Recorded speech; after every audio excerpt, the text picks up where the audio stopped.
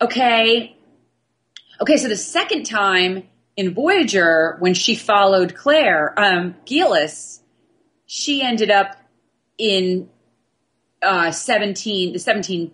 60s. Am I right about that? Right. Because she had it in her brain, like the Stay Puft Marshmallow Man, I've got to get to Jamie Fraser, A. Malcolm in the print shop. Yep. So, and this is where you're saying she's a super traveler. She's because able all to... she needs to do is think like, I want to go to 1776. I want to go to 1766. Okay, so what you're saying is that Claire went through in the 40s and went through... in the 60s. Mm-hmm. Okay, I'm sorry. I had a thought in my brain and then Time travel will do that to you. Holy cow. So anyway, let's go back All right, let's move on. This book. So overall. Can I say one thing that almost made me pee my pantalones? What?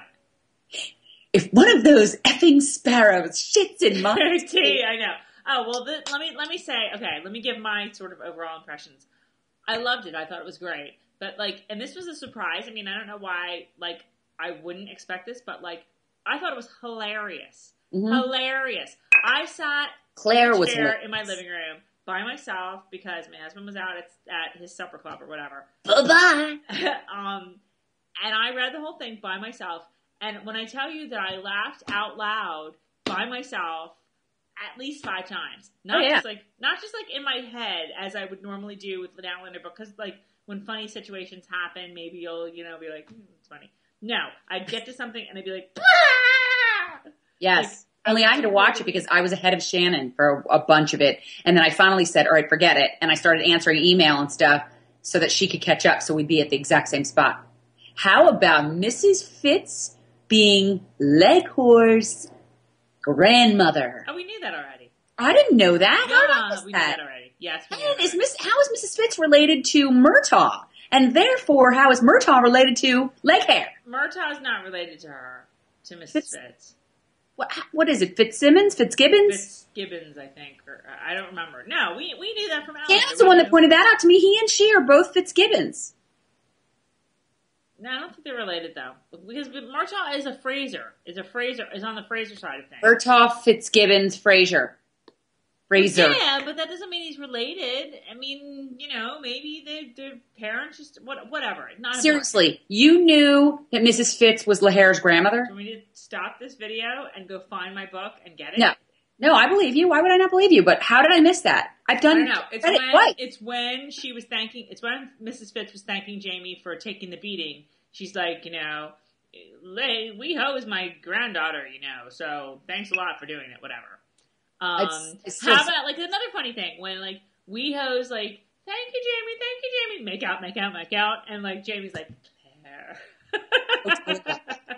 Totally loved that. So wait. Yeah, no, I didn't imagine that it was going to be as funny as it was. That was really the thing that stuck with me the most, I would say, is, like, it's so funny. So funny. It just cracked me up. I wish I could remember everything. Well, I was telling you this before, like, I still laugh when I think about, like, that part where Claire's in the little crofter's cottage with all the men, and she's like, I'm a nurse. And, like, the picture of the men is like this. But then the little thought bubble is like, with the baby, like, totally latched on. Did you pick that up in the book? That was the same thing in the book. I know, it's the same exact thing in the book, but, like, the visual and, like, the quickness of it, that's the thing. It's more like, in the book, it's a big, long description of something that's a funny event.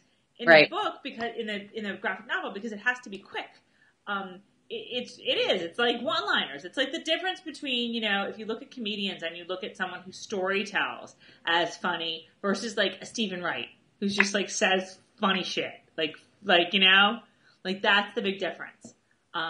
So it was totally funny, and I loved that. I loved that about it. And did you love that Colum truly is Lord Farquaad? Well, this is the thing, too. Like, there were so many visual things, but that was one of the things I appreciated the most. Like, I never really thought when I was reading it about what Colum looked like in relationship to everybody else, but also in relationship to Dougal. And I certainly never imagined him to be like the Dougal Mini-Me. Like. Yeah, but Colin really was better looking too. He in the book or in the. I remember in the book, Colin was the one who was actually. He was supposed to be a hottie. He was supposed to be a hottie. With Colin was supposed to be more attractive than Dougal. But when you see that, all I could think of was, and I'm sure you're not going to remember this, Tracy, or you probably didn't watch it, but for anybody who used to watch King of the Hill years ago, the guy in King of the Hill, I forget what his name is, the husband, his father came to visit, and he had been in the army or something and like got blown up, and he said, and when I woke up they were sewing my feet to my knees, and he looked exactly like that. So when I got to Colin, I know, and they were like this. It was totally Mini-Me. It was like just the two. And Claire was like the look on her face was classic. But yeah, no, so that was interesting. Now let's while we're on the subject of visuals, now I'm not going to show the book because I don't want to like spoil any copyright things or whatever, but okay, let's just say page 3, middle of the page, first panel, took my breath away. In fact, I got to look at it now, and I'll reenact it. The breath was taken away with this book within the first 5 pages. Yeah. But you know what? I have to be honest with you. My breath away. Wait, let me finish. That is Jamie perfection. That's him right there. Right there. Game over. Done. Cast this panel. Look at page 6. Ooh, what the hell is on me? What happened? I don't know. Do you see me? You're like totally psychedelic. Whoa, I haven't been drinking. That was weird. That was completely weird. That was weird. All right. Okay. Look at page 6. Does that mean I have to like skip over page 5? Oh Lord, who can skip over page 5? Seriously, go to page 6. Page 5 to get to page 6. We'll go back to page 5. Go to page 6. Oh my God, I almost counted at you like I count at my kids. 1, all right. 2. All right, let me not look at page 5. Okay. All right, yes? Third one down to the left. Oh, well, we've seen that, though. That was like a sample one. And I have that posted actually as just he. I will tell you one thing I did not like about this book. For whatever reason... She's not going to say page 5. No. I had to use these to read it. Did you find that? That has nothing to do with the book, my friend. I hardly ever have to use these to read any sort of book, but I settled down to read this book and I was like, I can't see a damn thing. Where are the reading glasses? Let's talk about page 5. Wow, let's just go there. Page 5? Oh, yeah. Here's the post-it. I can't show page 5, but I can show the post-it note.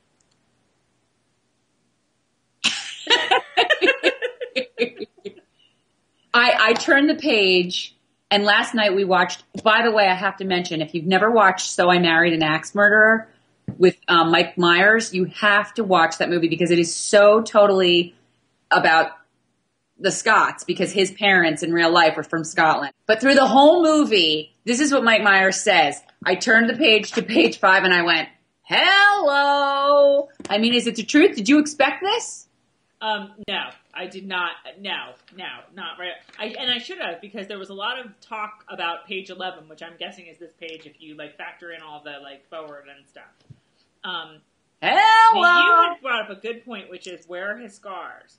Tracy won't let me state, I wanted to start this broadcast with the picture from page 5 right up here. But Tracy said no because of copyright. So I'm kind of bumming that I can't show this to you. Tracy's right. So, but he doesn't have scars on there. And I will say that was the first thing I noticed. That was the first thing I stopped and wrote down while reading this book was, where are the scars? But I didn't care. Did you care? Does anyone care? No, I didn't even notice. In fact, you said it and then I read it on CompuServe too. But I thought you had a really good point, which is like, that this is supposed, and I think you made this point, that this is supposed to be, this is your first impression of like the bigness. Right. And the not prowess, but the bigness, you know? Right. What did you say? You said it. You tell. This scene, you're not supposed to be focused on the scars. Right, This page is not about the scars. It's about Jamie Fraser and his physical presence, and that's what you're supposed to focus on. And if the scars were there, you wouldn't as much have the hello. You would go, whoa, ooh,